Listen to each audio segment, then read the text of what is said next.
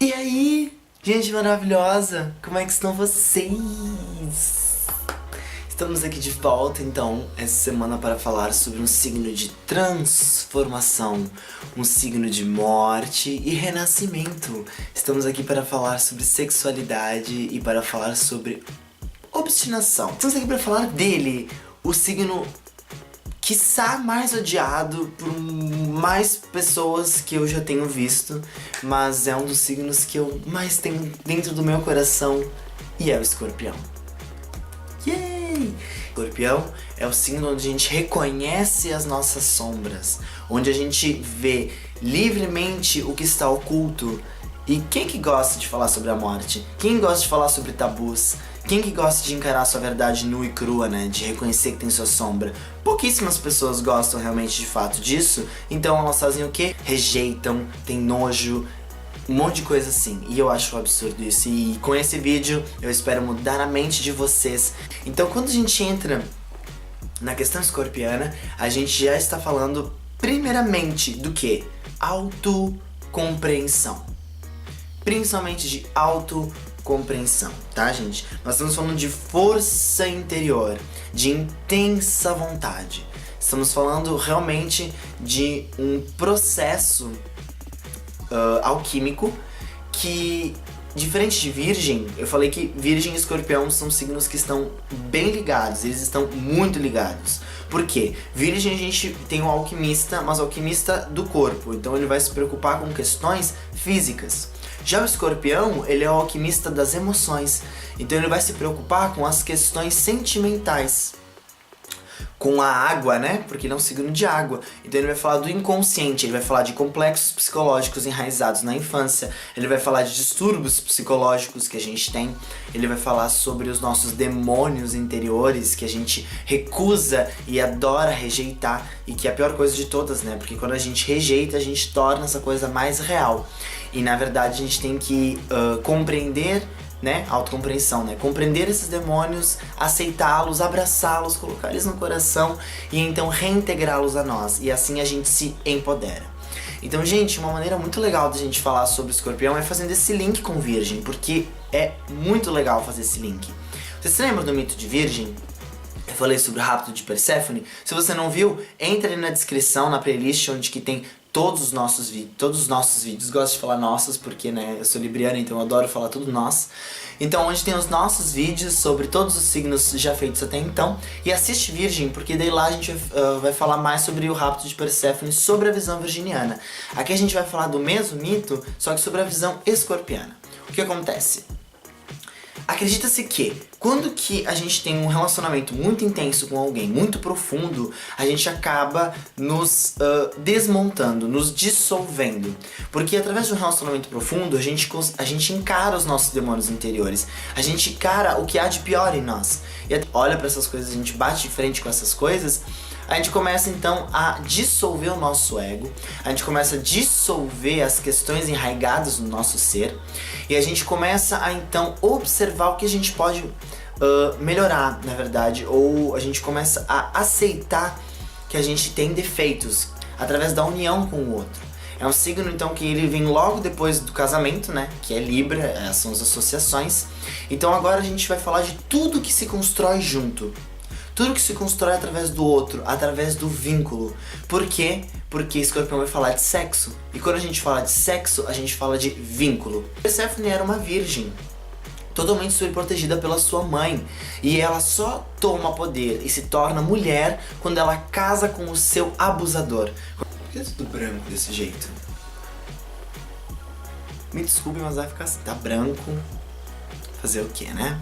Onde você morre como um eu isolado, como aquele ego totalmente já construído e definido, e você renasce como nós, você renasce justamente se vinculando a uma outra pessoa. Então esse relacionamento, ele tem... esse link entre o Virgem e o Escorpião, ele é muito importante, porque você se lembra em Virgem que o virginiano, ele precisaria fazer um processo escorpiano para poder se empoderar? Então, o processo escorpiano, no caso do mito do rapto de Perséfone, é o casamento. E dentro do casamento a gente encara o submundo, porque ela vai justamente para o submundo. Ela encontra os seus demônios, ela aceita os seus demônios, ela integra os seus demônios e assim ela consegue emergir com o melhor de si, empoderada. Dois feriados que acontecem enquanto o Sol está em Escorpião, que nada mais nada menos que o dia do Halloween, ou o dia das bruxas, e o dia dos finados. O Halloween é um feriado, acredita-se que nesse dia os portais entre os mundos estão abertos. Bruxas e todos os demônios, eles vêm fazer a sua festa junto com o mundo do meio, que é a Terra.